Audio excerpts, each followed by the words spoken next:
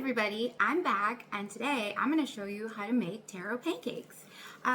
This is easy to make. It's only a couple of ingredients you can definitely get. It all starts with the Krusteaz buttermilk pancake mix. You can use any pancake mix you want.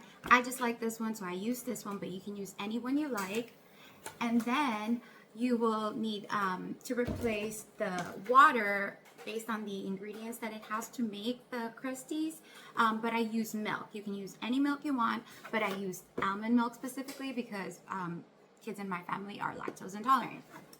And then I usually add one more egg in there, even though the main recipe doesn't call for it, just because it makes it more fluffy, and I like my pancakes fluffy.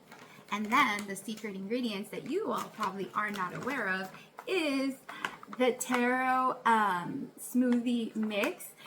It's the same ingredients that you're gonna use when you're doing the smoothies. So I use about half a cup of this one into the pancake mix. Now, I'm gonna show you how to make it and then we'll see how it turns out.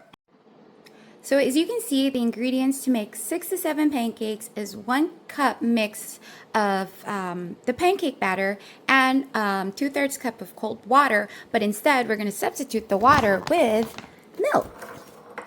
I already have 2/3 cup of milk in there, and we're going to add the 1 cup of pancake mix and the egg. And the taro, and then mix it all up.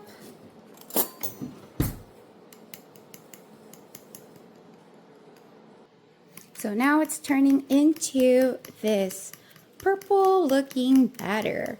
You'll see some of the colors mixing. Make sure you mix it up really well, and that way you can get all the clumps and break them down, because you do not want clumps in your pancakes. You can use a mixer. Only because I'm making a small batch, I didn't want to use my mixer for this, so I'm just gonna use all my strength to kind of mix it up in there, and you can kind of see it's so smooth. And then we'll get ready to cook it. All right, now we're gonna go ahead and cook it. I like to butter my pan before I fry any of my pancakes. And then I use about 1/4 of a cup to pour the pancake batter on there, so I have consistent sizes when I'm making my pancakes. And now we're also going to try another method. So I would like to do the pancake one, and I'm also going to show you how to make the waffle one. So I preheated my waffle maker, and it's purple too because I like purple. And we open it up, and just the same concept.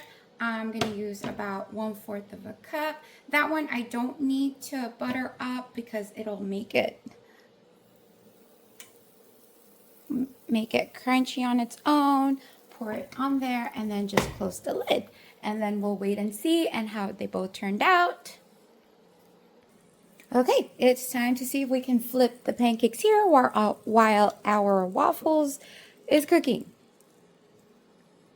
And it doesn't look like it's ready, so we'll give it a couple more minutes. Well, that pancake is cooking. Let's go check up on our waffle here because it said it was done. Just about. It's already brown, a little hot. All right, so it looks like our waffle finished just before I give it a little bit of a brown color at the top, because it does cook from the top and the bottom. And it looks like our pancake will be ready to be turned.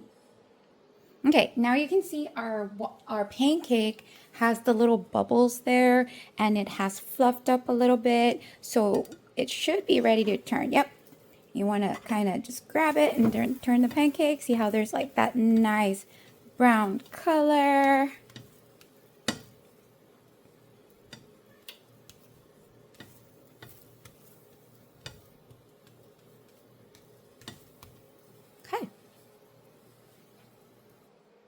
Okay, now we're going to taste it. I'm going to try the waffle, and you can taste the taro. Might still need a little syrup, but I don't like things too sweet, so I'm not going to use syrup. And make sure that when you eat your Taro Pancakes, you pair it up with the Mauds ube coffee. Hope you like it, and let me know if you try it at home. You can modify it however you like it, but please like and subscribe. Thanks for watching. Bye!